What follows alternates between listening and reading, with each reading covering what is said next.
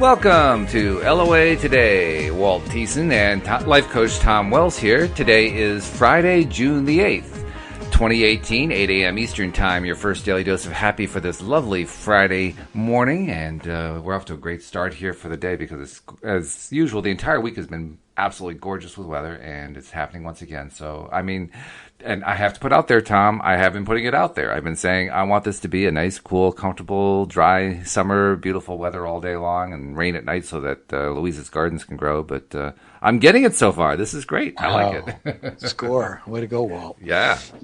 Keep doing it. You really can't influence the weather. You need to. I guess I need to get some more rain going over here. We had this huge dump of rain, and then everything got really luscious green, and now there's no moisture and none in the forecast. But it's certainly quite a hothouse over here. It's like getting up to 90 every day now for the foreseeable future. That's kind of it's pretty good. Pretty warm. Yeah, I'm sure it is very warm. Wendy was telling me that they've entered their least favorite cycle because everything's really roasting hot. And she was describing how when it rains, it immediately evaporates and turns into humidity. So it's not her happiest thing. Where does she live again? Texas. She's in the Dallas area, I believe. Yeah. Oh, yeah. Wow. But I used to live in San Antonio, and they called it brick oven heat. Brick oven heat. Oh, okay. It really was. And the summers were crazy hot. Mm-hmm. And dry, really dry. Well, this is the time when it's nice to be in New England. Yeah, right on. So I'm going to celebrate that. And I'm celebrating the fact that all our listeners are tuning in today. We love you guys. We're glad you're here with us. And we're going to explore a topic that should kind of pick everybody up a little bit today because, Friday's always kind of a happy day anyway, right? Because it's the end of the work week and people kind of associate it with the weekend and all good things happening. So I guess it's really not a bad topic that you can do on a Friday, but nevertheless, today's topic is really good because it's about enjoyment, and enjoyment is such an important thing. You know, it's a fun thing, it's a great thing, and I can't remember who I was talking with, probably one of the co-hosts, but it may have been with Louise. I don't remember for sure. But, I know, it was with Joel yesterday. We were just talking about joy and about how important it is to feel the joy and all the different ways to feel the joy. And that it really is the beginning of attracting what it is that you want to attract. So feel the joy, right? Well, today we're going to talk about how to do it. Yeah, it's amazing that it's been the theme of my life ever since I was about 23 when I got involved in this meditation with this teacher from India. And that was his main message was, that what truth actually is, if you want to call anything truth, is the consciousness of bliss. Mm-hmm. So if you're in the consciousness of bliss and joy, then you're in the truth. And then noticing that Abraham Hicks, they talk constantly about how the purpose of your life is joy. Mm-hmm. And I have a magical story of joy to tell today. Oh, really? Well, we like magical stories. It's a magical story. It's a true story. And so it's all about my questioning. Should I tell it now? Yeah, sure. Hey, you've primed the pump. We're ready for a story. Let's go. Pump. You're ready for the story. Well, I go to this pond where I sit, and I call it my front yard or my backyard because I don't have a yard, as I've mentioned before. Here at the condo I live in, I have a little front yard, but no backyard. But anyway, I go to this pond that's 15 minutes away. That's just absolutely idyllic, with the snow-covered mountains in the distance and totally surrounded by beautiful willows and cottonwood trees and all these rushes and, what do they call the cattails? And then of course there's geese and there's ducks and there's hawks flying overhead and there's red-winged blackbirds all over the place. And it's just totally gorgeous. So I sit in the tall weeds underneath the shade of the trees as the sun comes up. I'm usually there from like 8 a.m. till 1 or something like that. When I go, it's one of my offices where I even take my laptop and I work. And I'm working on this project to create this group coaching program that I'm going to be offering. And so I'm thinking about how I want this thing to be created from a place of joy. I want it to be created from a place of fun and ease because I want it to reflect that quality that I'm teaching, because that's my website's called You Are Joy. And of course I want everything to reflect joy if at all possible. Of course. Really, Oh, yeah. that is our default state. Right. That's the default state of a human being. So in the way that I work on projects, traditionally I make them into a chore. And, in the past I've made them into a project. Yeah, we're good at that. Yeah, it seems difficult, and it seems like, oh, I have so much to do, and I don't know where to begin. And it's like the old idea of if you want to eat an elephant, you got to eat it one piece at a time. Not that we eat elephants, God Thank forbid. goodness. Oh, Yeah, but we eat cows and different things like that. But we eat them one piece at a time. And so, if you want to accomplish your project, just break it into manageable bites. But then there's the thing of, well, how do I get the impulses to really make it creative and not something that's just kind of like regurgitating somebody else's information or boring or otherwise not fun for my audience. I want to make it really cool, Sure. The best workshop there could be.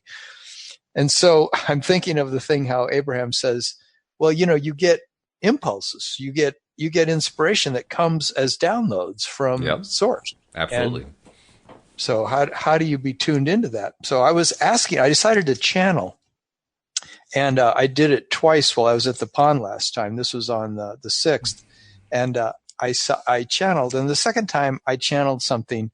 I want to read you what came up, and then I'll tell you the story. Okay. And this is all part of the story. Sure. So this is not very long. I said, how do I get these impulse inspirations? Like, give me some more insight, because I'm trying to write this program, write the content for it, and how it's all going to happen. And so here's the answer I got. We want you to see how much fun it is.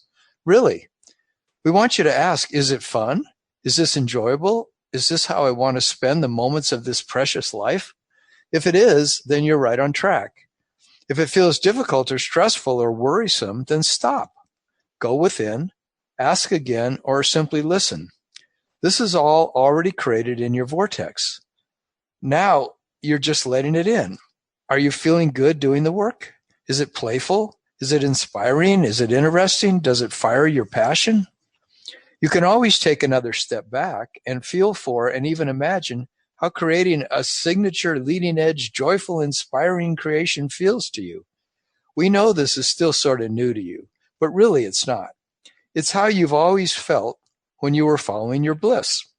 Don't support the thoughts that take you down a path of thinking about how or why or when or where you've been acting from some kind of place of limitation. That's simply untrue and unhelpful. Instead, see all of your choices in the past, in the present, in the future, as being exactly where and what and why and how and when you've needed to be, where you are, where you will be, at that place on your path. Can you still in this moment tune in even more to your intuition, to your joy, to your fun, your playfulness, to your creative bliss? Sure you can. Relax about your creation, your offering. Find the ease and the fun and the flow by pointing your boat downstream. You don't get any points for being super diligent. There are no points to be earned here on this planet. And then I just wrote. Well, that's discouraging. I mean, we've been talking about over the years about all the different ways we earn brownie points. There's no place to spend the brownie points? Oh, no. Yeah, that was kind of a cool line when it came out. I like that one. And then I skipped a line and I said one line. I said, find the enjoyment instead, and put 2 exclamation marks. Well, as soon as I said that, I was sitting there thinking, in my little chair, and I leaned back and I said, yeah, just find the enjoyment instead. All right. And I'm looking out over this big pond, which is several acres big. And as he said, find the enjoyment instead, something happened that's never happened at that pond before, that I've been there, probably, 50 times in the last 2 years. There was 4 fish that jumped at the same moment. Ooh. Just like choreographed dolphins. Wow. And I've never seen that in a pond, especially a freshwater pond. that four fish jumped at the exactly same time. And so their ripples, I all heard them simultaneously. I saw the simultaneous ripples, and they were all about, 6 or 8 feet apart from each other. And so I was just blown out. I said, oh, well, that was a really big verification of enjoyment, Mm-hmm. wow, fine enjoyment. Yeah. And so as second I said that was a big verification of enjoyment, two more fish jumped simultaneously that were a little bit closer to me. These were about half again the distance over to me, right? So I'm thinking, oh, and I just felt so good. I felt like this. I love it when life says to me, yeah, you're exactly right on. You're exactly right on. This is how life works, Tom. Mm-hmm. We're going to show you in the 3D reality what you're finding out inside. And so I'm sitting there feeling kind of like blissed out and excited. And I said, should I dare say the word enjoyment again? And the second I said, about 30 feet from me, a fish comes completely out of the water, its entire body, and goes back in. And okay, all those things never happen at that pond. They don't happen. I see fish jump, but I usually never see their body. I only see the ripple after the fact, and they never do this simultaneously. So it was just this amazing experience. That's nice though to be in such tune the way you were, because that is the time when you're feeling happiest and least resistant and most allowing. That's a nice space to be in. Yeah, and I just realizing that, I am not creating any of this program except from that place, and not that I'm going to beat myself up together. That's for sure, because that wouldn't be joyful. No, but I'm going to relax and go inside and just get back to that feeling, and then see what arises from impulses about the next thing to do on my program, on creating it. So I just felt that was pretty cool. That's how that's a nice, created, yeah. That's how great I created these dances that I put on here in Boulder. I just would always ask myself, am I enjoying this music that I'm now putting together on my playlist? Does this feel good? Which piece do I want to put on next? So I'd listen to several pieces, and as soon as one really resonated with me, it would be, yeah, okay, that's the next one. And pretty soon I had an hour and a half of amazing dance music, and people loved it. Very good. Yeah. Now, I have to say something. There was in the description you gave me for today's topic, you talked a couple times about asking the universe to get your ducks in a row, something to that effect. And every time I hear that phrase, I always think the same thing, which is mother ducks never get their ducks in a row. Right. The ducks just do it naturally. Yeah, they just do it naturally, and it's kind of basically it's the duck saying, "I'm going to let the universe get my ducklings in a row for me. I'm not going to have to worry about it." She just starts walking, and sure enough, boom, they all line up for her. Right. Right. We talked about that last show, I think. I think we probably did, yeah. But it's one of my favorite things because, I mean, I for many years, like many people, was a bit of a kind of a really detail-oriented micromanager of my own stuff, to the point where I could drive myself crazy. And I was often trying to get my ducks in a row. And when I finally realized I didn't have to do it, they just kind of lined up for me, I said, well, what have I been wasting my time on all these years? What have I been doing that for, That's a great realization. Yeah. I mean, why not let the universe do it for me? It's just like, oh, yeah, okay. Wake up. Yeah. So how's that working for you now? Still happening that way all the time? Oh, yeah. I mean, I'm still learning it, but it's amazing how often it happens. On mundane stuff, we like to talk about stuff that's fun, like fish jumping out of water and synchronized swimming fish and all that kind of stuff. And that is fun. That's a lot of fun. It picks you up, right? It feels good. Yeah, right. But there's also just the average mundane things that go on every day. I mean, this whole week has been a long series of tasks that I knew I needed to get done in order to support Louise's business and to support other aspects that are kind of tangential to it, and other things that I have, other projects I have to work on. And to be honest, none of it was stuff I really wanted to do a whole lot. But I just said, okay, well, I'm just going to get myself into that good place and, just keep, feeling as good as I can about it, looking for all the bright sides, looking for the silver linings and so forth. And as I did that, it's hard to describe exactly, but each task would come along, and it was a task that I thought would take a certain amount of time and would have a certain amount of effort and maybe have a certain amount of angst. But I just decided to, just let it go, and I'll just start doing it, and it went faster, quicker, easier. I mean, the universe kept lining up my ducks for me. That's what I'm trying to say. In each case, in ways that I didn't expect, the ducks lined up, and so it was like, oh well. That wasn't as hard as I thought it was going to be. That was actually fairly easy. Well, that one was pretty easy too. Well, that one was pretty easy too. I mean, Cool. not always things that I enjoyed doing, but they just kept getting easy. Mm-hmm. Yeah, that's I guess what we're talking about. And we live in a world where we've created so much to do and so much busyness and producing stuff. Oh yeah. And really, I don't think it is the way that this planet was designed, or this realm, you might say, is just to be so full on creating things. I guess we do it because it's fun on one hand, but I also think we demand it of ourselves sometimes when it's really not what our heart or our soul really wants to be doing. You know what I'm saying? I think so. I think you're right. We're still. I mean, we're learning how to be perfectly good. Not perfect. That's the wrong word. Consistent, deliberate creators in the way that we want to create with the results that we want to create. And you don't get there instantly. You work there one step at a time. So the steps that I'm talking about today and that you're talking about include, pressing the easy button, so to speak. And I think eventually we get to the point where all of it becomes easy. And literally easy includes just doing the parts we want to do. And the parts that we don't want to do, well, don't worry about it. It's not a big deal. Yeah.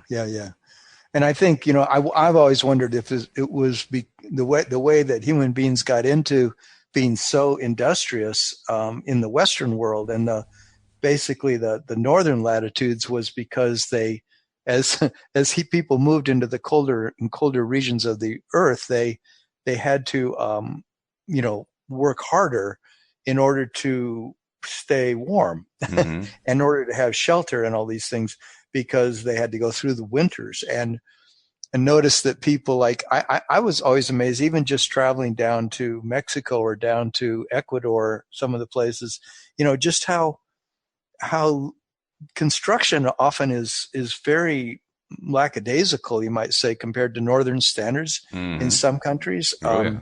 And of course, more and more that the northern mentality influences the warmer regions of the world, people are more industrious, but it's like it almost get the feeling when you hear, I've studied so much about indigenous people, and I don't know if we've talked about this before on the podcast, but how I once read this anthropological study that said that the average amount of time that most indigenous cultures that this particular anthropologist was studying are doing anything that would be considered work in our terms is about 3 hours a day. And that work is more like, well, let's go out and get the firewood to cook the food, or let's, the guys go out and they bag an animal, or the women go out and they gather up, tubers and different things to eat. But there isn't really, the sense in the village of people working. There's more just a sense that they're hanging out together and they're doing certain things, but they're not stressing at all. They're kind of like spending a lot of time fixing each other's hair, and then there's the dancing, and there's the singing, and there's the drumming, and there's so many things that are just very chill, very, very much just having a good time. And sometimes I think that really that's our biggest mistake in the world, that's caused so many things that cause us to be thinking that the world is an extremely difficult place, and that there's just all this competition for resources and this need to achieve so much, is because we've gotten so far away from our roots of just hanging out on this planet and appreciating how beautiful it is. Like when I go to that pond, I just make sure that a big part of the time that I'm there, I'm just putting down my laptop or my notebook or whatever it is, and I'm just appreciating that beauty of the place I'm in and letting that sink into my bones so that I carry it throughout the rest of the day as much as possible. Mm-hmm. And that's why I stop and take naps now. Almost every day. I find a time to just stop and lay down and just completely don't do anything, because I feel like that's how I open myself to creativity, and that's how I open myself to enjoyment, and just feeling that life is not really doesn't have to be a stressful event. I got a client recently who was just talking about how much he just is so busy and just so overwhelmed with his job, and he's a project manager, and then he's taking care of relatives, and he's, you know, always been the responsible one in his family that always was the oldest and had everything on his shoulders. And I'm just thinking, yeah, it's just something we've got to back away from eventually, like being so overwhelmed like that. Well, I like that word that you're using, overwhelm, because I think that word really clarifies. It goes right to the heart of the point that you're making, and that point. I mean, you've been making it obviously from your perspective about what you enjoy in life, and that, you know, that's great. That's the Tom perspective. That's the Tom process. Other people, like for instance, I think of somebody who's you know, a ski happy person. He just loves to ski and ski and ski and ski, and he'll do more and more dangerous stuff, and he's constantly skiing, but he's loving it. It's not an overwhelmed situation. For him, it's almost an underwhelmed situation. He can't hardly get enough of it. You know? Exactly. Or there's somebody exactly like that. Yeah. Do you? Okay. Well, then you know exactly what I mean in precise terms, but probably more precise than I do. But or you could have somebody who's really into I don't know, computer technology, and they love programming, and they just live for programming, and there are a lot of programmers like that. I mean, they just often their jobs ask them to work long hours, but I mean the major companies have learned that with the programmers, you don't actually put deadlines on them. What you do is you give them free reign, and you give them, you know, nice places to work in, and you encourage them to take breaks and so forth, because their tendency is going to be to just code constantly, because they love doing it. They just, you know, it's just what you know floats their boat, you know. And it's going to be different for every person. Every person's interests are going to be different. So I just wanted to point out that it's a great thing to not be overwhelmed, because the overwhelm is the part that knocks us off. And every person is going to express differently what is joy, what is the loving part, what is the part that they get thrilled about, because everybody has completely different interests. So for somebody who lives in that idyllic countrified culture you were describing, where, you know, 3 hours a day of work and so forth, for that kind of person, that's an idyllic way of living. But there are for other people that, you know, doing more action, you know, regular action, that's an idyllic way of living. The idea is it idyllic? Is it something that you love? Is it something that you enjoy?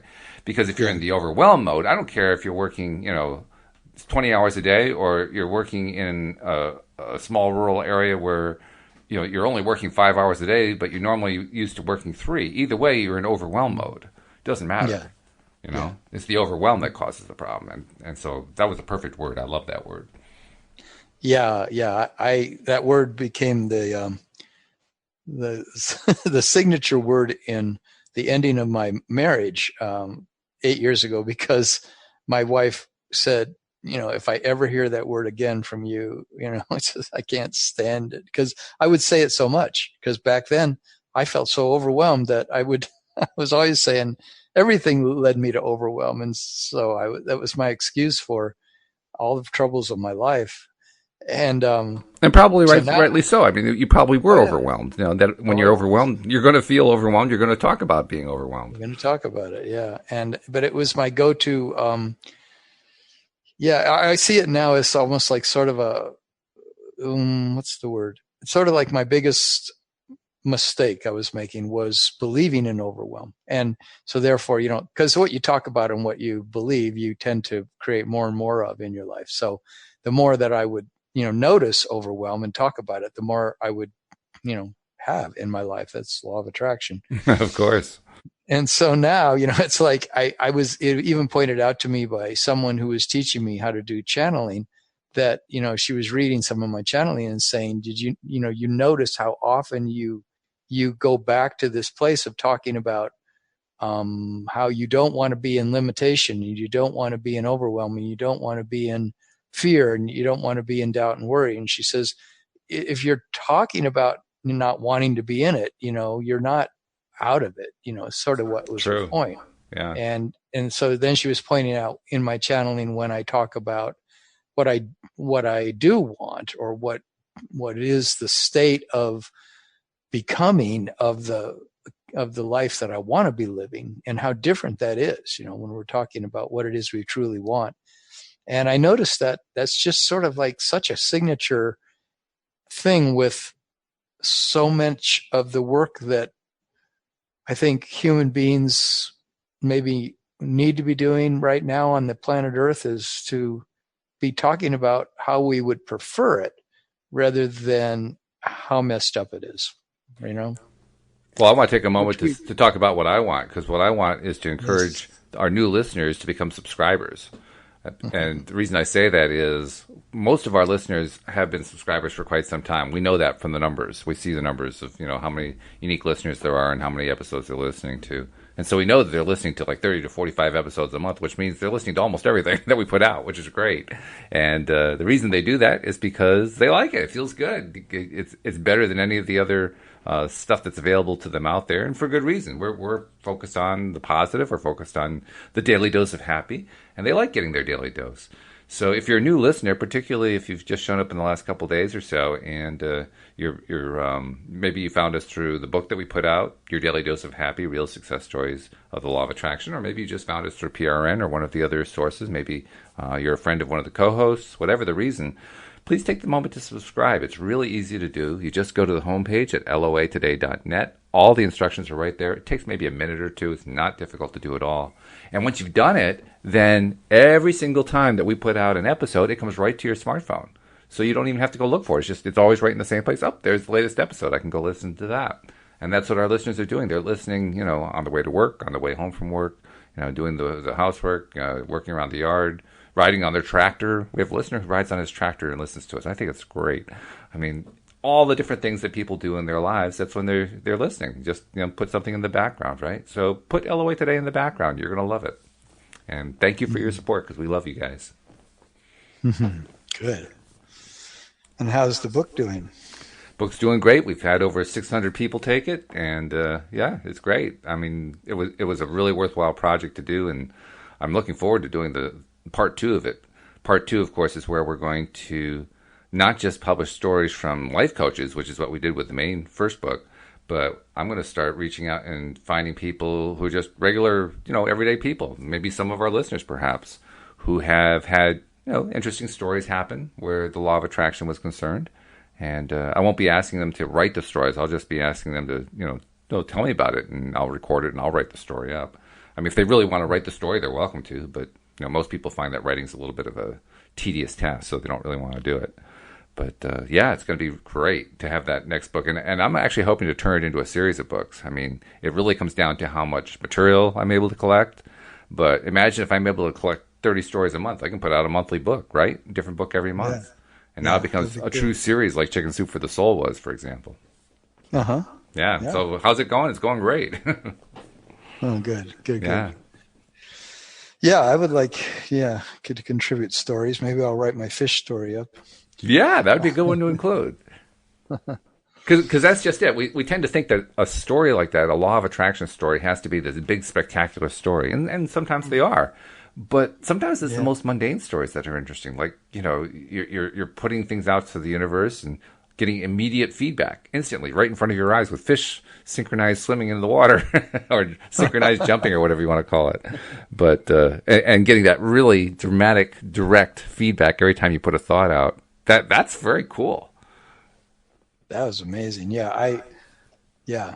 Of course, once something like that happens, then, I want to see it again. But the fourth time I said, after the fish jumped and I saw its whole body and it was so close to me, then I said, should I dare say it again? And I said, well, of course it has to stop, and so then I said the word enjoyment, and the entire lake of the entire surface was totally still. Nothing moved. It was just this calm little breeze across the water, and there wasn't any fish jumping, and I didn't see any birds. It was just all still. And then I just happened to be leaving right then. So I thought, okay, I'm carrying this in my heart. That's then it said to me, just carry that in your heart. The knowing that you can turn to enjoyment anytime, and you can make that a priority in your life. You can choose it, and you can decide that that's how I'm forming my life. I'm forming my life not from struggle. I'm forming it from enjoyment, and that's my choice. And That's as best great. I can. Yeah. Yeah. It's interesting too how it's like when you go to a theater or something, right? The show was over, so everything, the curtain came down and everything just returned to normal. Yeah, right. And that's always been the interesting thing. That I was listening to these two speakers yesterday, Corey Good and this guy named Gerald McLaughlin or something like that. But Corey Good has a show on Gaia Television, and maybe it's other places too. It's about kind of like about abnormal phenomenon in the universe, and he dives into all that kind of stuff. And this guy who was working with him on this program was talking about how when we die, it's he was saying it's like the show, like you've been watching a movie, and now all of a sudden then the movie just ends, and it's like then you just get up and you walk out of the theater. And he said Right. he feels that death is kind of just like that. It's really no big deal, but you've been in this movie and taking it all so seriously, or it's so real while you're in the movie, but you get up and walk out of it. It's interesting because there's a lot now I've been getting led to on the internet. By divine intervention, I got led to these videos by Elon Musk. And you know who he is, the creator of Tesla. Right. And so many other creative things he's doing. And one of his big things that people are asking him as he goes around the world is about his understanding how the entire world is a simulation. And the leading edge right now of a lot of quantum physics research is showing that all of reality might even be pixelated. Indeed that it is, that everything seems to be showing that we are actually in some kind of a simulation that might be being produced by other beings, that or by us, but that it's a simulation nonetheless. It's a hologram. And so, that he was talking about how everything you're seeing through your eyes is only what exists. Nothing else exists except what you're immediately perceiving. You're hearing it and you're seeing it. So your body and everything is just a projection, a simulation that you're creating. But, and then the entire simulation that we live within, this whole thing, the realm that we call the earth, is just a simulated realm. And then they were questioning, who's creating this simulated realm, and what's creating this simulated realm. So you're suggesting that's basically a Star Trek holodeck.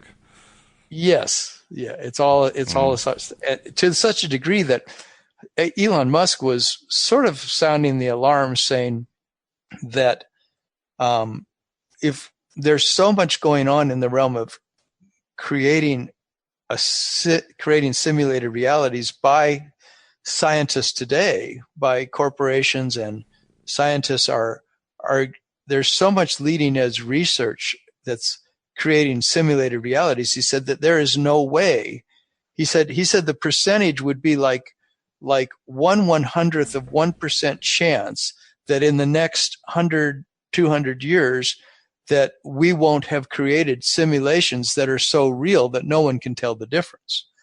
Just like how far computer games have gone from the days of Pac-Man to what now is available in a computer simulation that you can put on one of those things that affects your hearing and your eyes and everything, so that you're in this fake simulation, but it seems so real. And he said that's just going to become more and more what is available on the outside, being created by simulated, corporate entities that are creating this stuff, and that we won't be able to tell the difference between a simulation and what we're now calling reality. And he said the implications for humans are staggering, because a human seems to be a creator who's here in this realm we call the earth. And, if that changes so drastically because we no longer relate to the natural world, what are the implications of that? That's what you're saying. That he was saying that we've made metal so important, but metal seems to be a vibration that is not as connected to the organic earth that provides us with food and water and air and everything. I don't know. I know that what I'm saying is kind of vague. It's like, wow, where's this going? But it's very interesting to me that, because then I just, both of this week, I was led also to this amazing company called Quantum Gravity Research out of Los Angeles. And you can go on YouTube and watch a video called "We Are Living in a Simulation, New Evidence of How the Universe Works." And it lists in this amazing video 7 ways that science, quantum physics, is proving that the whole universe, what we consider the universe, is all a simulation. Even the way geometric shapes form everything, the basis of all matter is these geometric forms, and how those are simulated. Anyway, it's a fascinating thing to watch. The one theme that I keep seeing over and over again, and I hear it in what you're describing there, is I've heard this idea that simulations are going to become more the norm and so on and so forth. And, I think there's going to be a lot of truth to that. The interesting thing to me is how often that gets presented with a fear-based twist to it. Yes, exactly. For instance, there's the Matrix series of movies, right? Matrix and Matrix Reloaded, and I don't remember what the third one was called. But the general idea was, in that the theme of those movies was that there was an invading species that had created this software program that convinced everybody they were living in the 1980s or 1990s or something like that. And in fact, they were all they were really doing was serving as food and energy sources for the invading beings. Right. And it's a very fear-based thing, and of course you have your superhero Neo who saves the world and all that kind of stuff. His friends help him save the world. Then you have Elon Musk and others proposing the idea that, well, if we become so engrossed in these simulations, we'll lose connection with the Earth and so forth. And it's just like one fear thing after another. And from where I sit, none of it. We don't have to fear any of it. I don't think any of it has to really happen the way the fear mongers are saying it has to happen. What's so amazing, exactly what you said, is that I was watching this program. I was telling you this video with this guy Corey Good and Gerald, whatever his last name is, and and that's what dawned on me, that here they are talking about this most miraculous, amazing creation process, that the universe and how we create reality and all this stuff, and yet, no matter what, it always dovetailed back into fear. Right. And then the people would get up and ask their questions. This was happened here in Boulder, that these guys were speaking, and the people would get up and ask their questions, and so many of them were based on fear. You're right. I mean, and it wasn't necessarily a terrifying fear. It was almost like shamanic fear, like, well, we're all shaman, but, like, look at these things. But bottom line was, we should all be very worried. And I'm thinking, that's so bizarre. But yet I noticed that, like, Corey Good's programs that he puts out there, he makes a boatload of money doing that, right? Of course. And fear has never stopped selling. Fear has sold since the beginning of time. Yeah. It's like when you go into learning about copywriting and producing any kind of a program, like as I'm creating my marketing for my group coaching program, and all the marketers who out there teaching right? They say one basic thing. What's their pain points? Right. What's the fear that they have? And be sure that you make that really in their face and tell them stories that make them feel fearful of what they're going to lose if they don't get your product. Mm-hmm. And I hate that. I'm so done with that. It's like you and I have been talking about that ever since we started doing this podcast together, is how can we begin to tell stories that are not fear-based and begin this new paradigm of doing things out of joy. That's what this whole podcast today is about. How can you, instead of doing it because you're so afraid that if you don't get your act together, you're not going to make money and you're going to end up destitute and on the street eventually, and your whole life will be ruined, and it's like, I hate that as a motivation, it's just, yeah, you want to vibrate with that. And then what are you going to get? You're going to get more of that. Mm-hmm. That's right. So here's these guys talking about, the entire way that reality is created. And instead of glorifying that there could be love behind the whole thing, there could be beauty behind the whole thing, they're saying there could be some kind of aliens behind the whole thing that are really, have a sinister intent. Where does that come from, Well, more than where does it come from? What's the way out? The way out is, I think, fairly clear to us, but may not be clear to the fearmongers and to their followers. The way out is, I think it starts with kind of what you started to say at one point. You talked for a moment there about how we have this world of deliberate creators, and these deliberate creators are going into these simulation modes and doing their creating there. And the implication is, once they get in there, they're going to get stuck. But that's not what a deliberate creator does. Deliberate creators don't get stuck. That's what makes them deliberate creators. Stuck people are the people who can't create.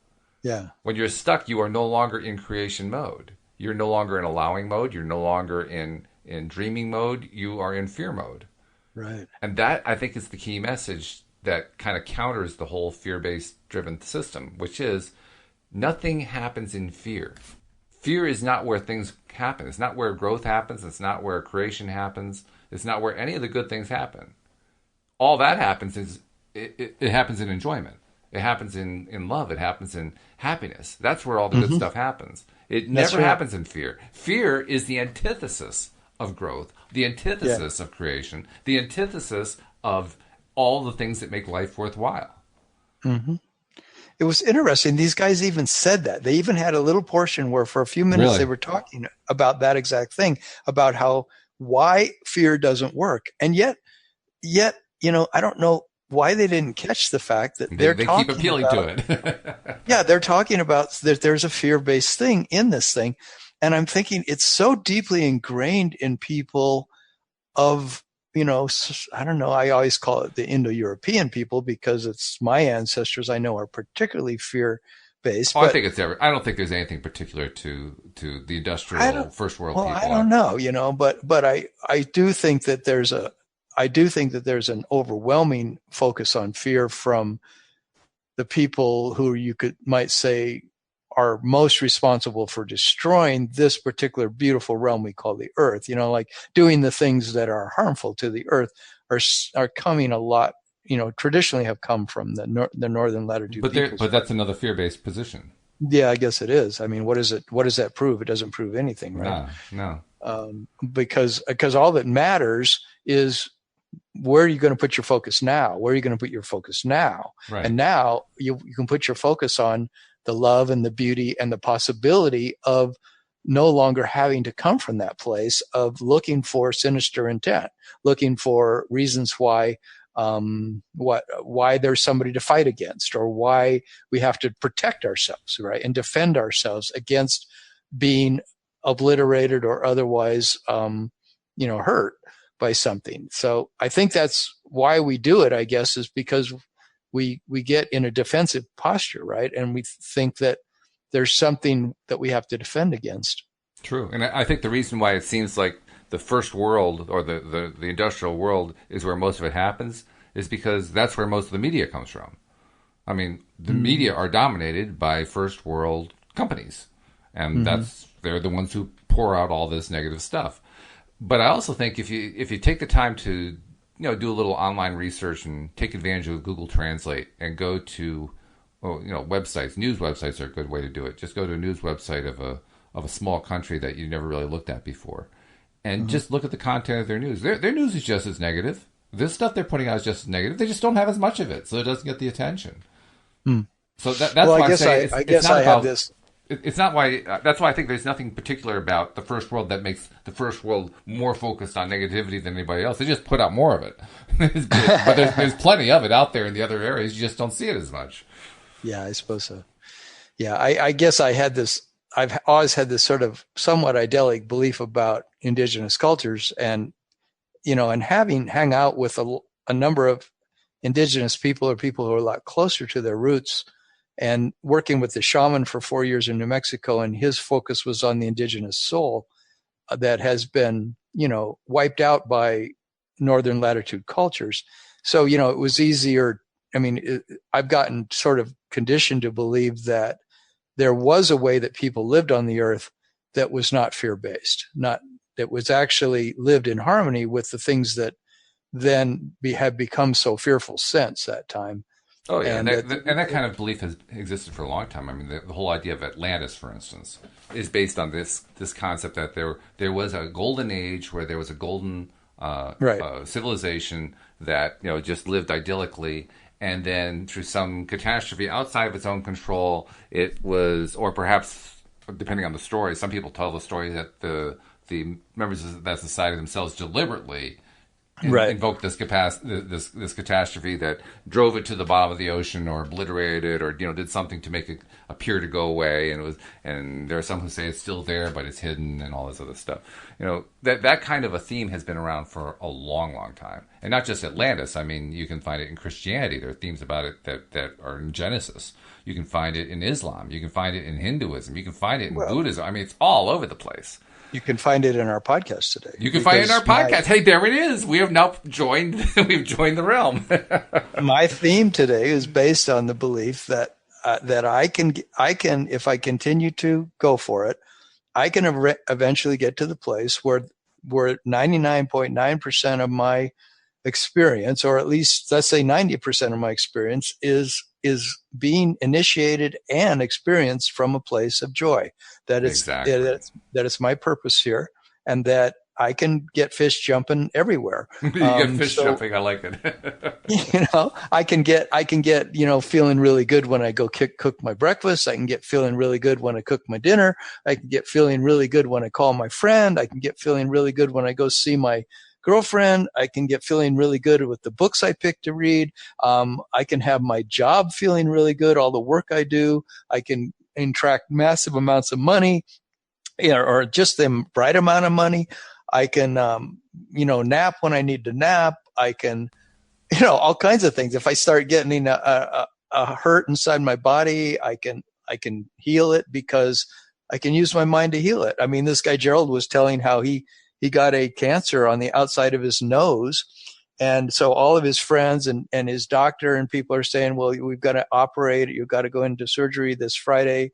This is really bad. And so thing was growing on the side of his nose. And he said to everybody, it'll be gone in 5 days. I'm taking care of it. And so in 5 days later, it fell off and it was gone and it never has come back. And he said it left a hole in the side of his nose that he had to then fill in. But he said he did it all with his mind. He just completely willed entirely and imagined it taking care of it, and he took care of it. And so the thing is, what is possible in the realm of enjoyment? What is possible in the realm of love and beauty?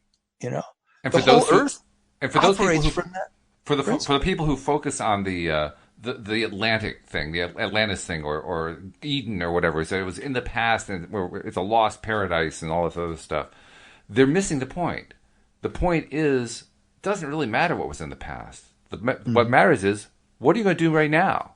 Because Eden is there to be created for you. Atlantis is there to be created for you. You just got to decide that that's what you're going to focus on. Right. It depends. What do you want to create? Creation is right now. Creation and now is the only creation that matters. The past creation, it's nice to look at. It's nice to have thought about, but you know what?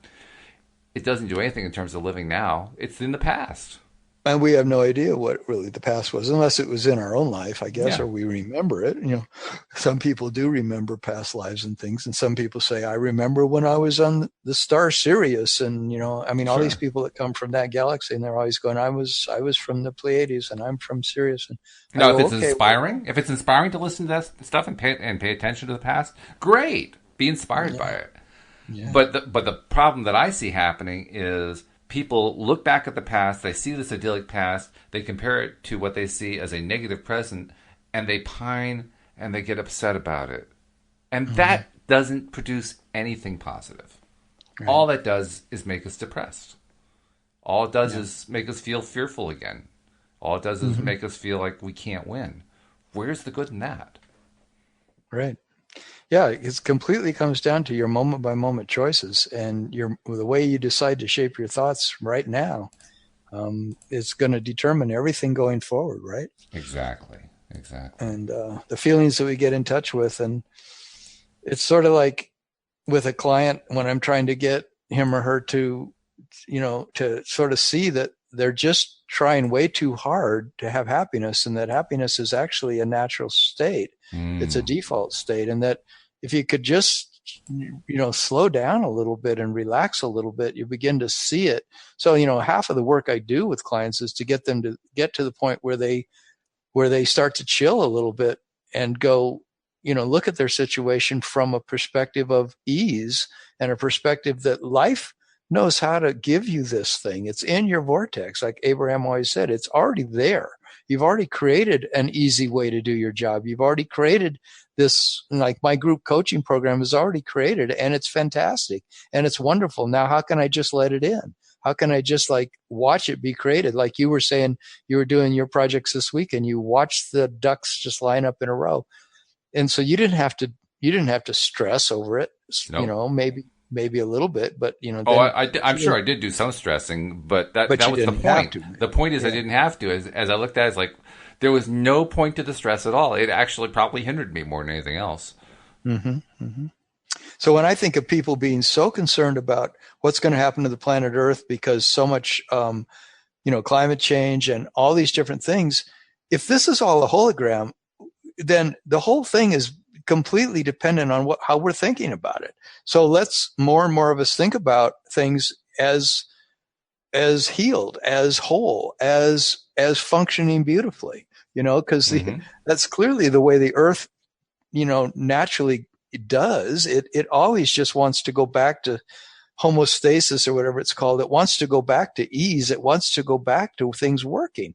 I mean, you could have a part of the earth that's been ruined by, human beings having, destroyed it years ago by taking all the trees, cutting down all the trees, and then it got all eroded, and now it's just like all this really nasty place, but that can all be restored. I mean, I study permaculture. I'm a certified permaculturist, and one of the things permaculture does is it looks at a place on the earth and it says, how can that place just totally return to its natural state? And in mass areas of China, these permaculturists went there and showed the Chinese government how to return these vast areas to naturally abundant, beautiful, thriving areas that could produce food and trees and everything. And that same was done in Israel with these desert areas that were completely desert. The Israelis turned them into oases of food and water. And all they did was just make a few changes that let the earth naturally return it to that state. So it's like all of life wants to be in that place of abundance. All of life wants to be totally producing beauty, and it's only our fear and thinking that things have to be difficult that keeps it in a mode of stress, in a mode of where it can't relax. It can't be that natural way that it wants to be. It's true. And one of the most fascinating things from my perspective, where this whole idea of simulations and living in a simulation and Mhm. experiencing and operating a simulation is concerned, is that the people who get fear based about it tend to forget that simulations are programmed. Somebody had to build the program. And in fact, Mhm. many of the kinds of simulations that get created in popular culture and fiction and so forth there is a lot of creativity going on within that simulation to continue developing the programming. Well, if that's the case, then why are we getting into a state about, oh, once you're in it, you're stuck there? The programming locks you in. Well, it only locks you in if you decide to stop programming. It's that simple, really. You know, you don't like what the program is doing, you rewrite the program. It's really not that difficult at all. Especially since you don't have to be a computer programmer to write the kinds of programs that most of these simulations are. I mean, if life is a program, if life is a simulation, we know through the law of attraction that all you have to do is change your thought pattern. You don't have to know how the code works. Mm-hmm. It's kind of like it's higher level programming than that. It's just, you know, what you want to envision and bring into your life through your envisioning. That's how the programming works. Well, with that kind of programming power, man, you got the power to create anything. And that's such in a way, it's a new idea in the world in a certain way that when I consider the world of psychology, which has been saying for the last 100 and some years, you know, that, you know, unless you dive into why the program got so screwed up, you know, and understand how the program was written wrong to start with, that you won't be able to change it. And, you know, law of attraction is saying, no, that you really don't have to go back and resurrect all that past. You can just, you know, and then try to figure it out. You know, you can just begin to change it now. You can change it now. You can change it now by simply, where do you put your focus? Where do you put your focus now? This moment, this moment, this moment. And even though maybe there's value in feeling these you know, these deeper feelings of how, you know, your woundedness from your past, you know, and clearly people get so stuck in their woundedness. But I think we haven't even begun to explore how free you can get by getting into the present moment and going forward from there with your new choice, your new choice, your new choice, your new choice. Because even if you do go in deep into the past and the wounded, and you do a whole bunch of crying and you do a whole bunch of grieving, or you beat a pillow for, you know, a year or so, then finally you'll finally have to get to the place where you go, okay, now I'm ready to go forward. Like you were telling your story of your other host who had that client who finally, after years and years and years of struggle and therapy, she finally, you know, he said to her, are you ready? Are you done? Are you done with it? Are you ready to go forward now? Yep. Right? Yep. Yeah. Because at some point you have to be done. And it's at some point you've got to decide, you know, that your life exists only in this moment, and you can only really affect this moment going forward. You know, I mean, yes, quantum physics says when you change this moment, you change the past too, you know, and you change your past and the future by the choice you make in this moment. So that's what quantum physics experiments have proven, you know, that the observer is constantly changing the past and the future. There really is no such thing as time. So, you know, it's all happening simultaneously. So it's your choice. It's always your choice. It's always a thought created universe. It's also really helpful sometimes to remember the Abraham quote, you can't get it wrong and you'll never get it done, which I like to translate as you're always right and the road goes on forever. I like it my way better. What's that? Can I borrow that? Yeah, absolutely. Yeah, feel free. You're always right and the road goes on forever. I like that. Yeah. Isn't that good? Yeah. Yeah, you said it last show, and I actually used it in something I was writing, not copy, but I thought I should ask Walt if I can use that. Oh, absolutely. But it's yours, Walt. No, you can take it. Feel free. You're always right, and the road goes on forever. Yeah, it's such an empowering thought. I put it. You're always right, and you have eternity ahead of you, you know, or something like that. That works. Yeah. Mm-hmm. I think the more that we think like that and the more that we appreciate like that, the better off we are in our own lives and the more influence we have on other lives. Because really that's the only kind of influence that makes any difference anyway. It's the kind where we're in that good positive place and we influence others from that positive place, and so they become positively influenced. The only bad part of the whole thing is that this weekend looks like it's over. Yeah, well, that's the only bad part. The bad part is we run out of time, but the good part is we get to do it again next time. So, Tom, I look forward to doing it again on Monday. Have a great weekend. Yeah, I will. You too, Walt. And we hope our listeners do as well, and we hope that you come back next time and join us here on LOA Today. Goodbye, everybody.